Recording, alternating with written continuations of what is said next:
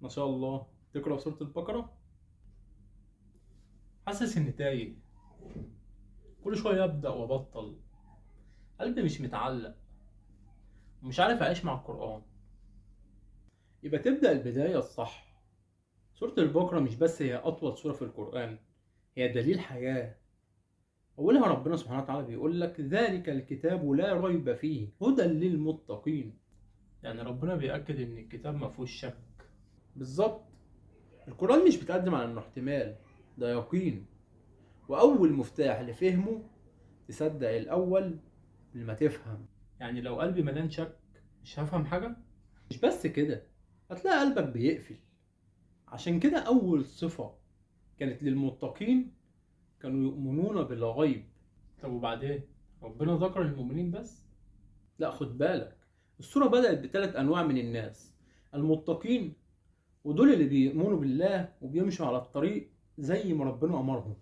والكفار، دول اللي قلوبهم مقفولة ورافضين أصلا. والمنافقين، دول أكتر ناس خطر، فخلي بالك منهم. ليه المنافقين أخطر من الكفار؟ لأن الكفار واضحين، لكن المنافق بيصلي معاك وبيضحك في وشك وهو في قلبه كره ليك. عشان كده ربنا وصفهم إن في قلوبهم مرض.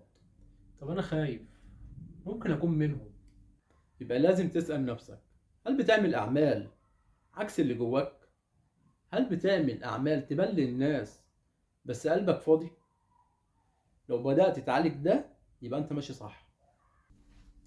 طب لما ربنا بيقول ختم الله على قلوبهم، ده معناه ان مفيش امل في حق المنافقين والكفار؟ ايوه، لكن انت طالما قلبك بيحن ولسه نفسك ترجع، يبقى لسه الباب مفتوح. طب ايه اول قصة ربنا ذكرها بعد كل ده؟ قصة بني اسرائيل.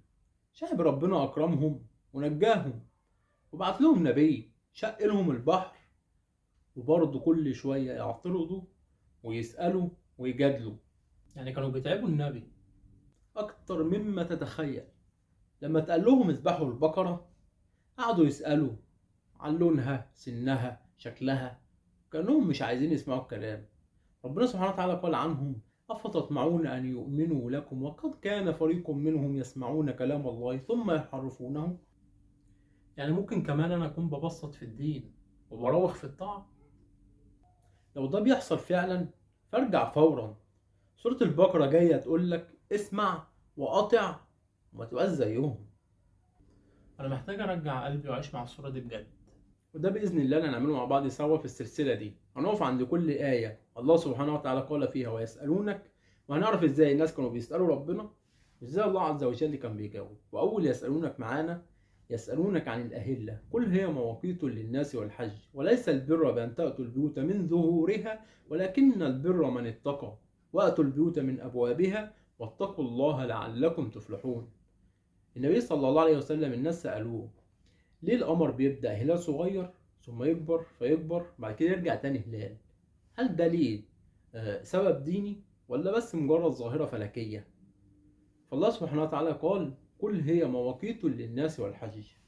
يعني التغيرات اللي بتحصل في شكل القمر ربنا جعلها وسيلة لتحديد الوقت، زي مثلا مواعيد الصيام والعيد والزكاة والحج. ثم بعد كده ربنا سبحانه وتعالى بيذكر لنا مفهوم خطأ عند العرب قبل الإسلام. كانوا لما بيحجوا ما بيدخلوش البيوت من بابها، كانوا بيجوا من الخلف ويفتحوا ثقب ويدخلوا بيظنوا كده يعني ان هم ايه، هذا هو البر والتقوى.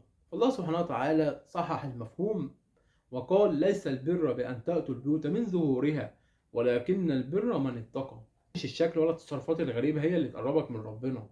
البر الحقيقي هو التقوى. ما تخليش الدين يكون مظهر بس.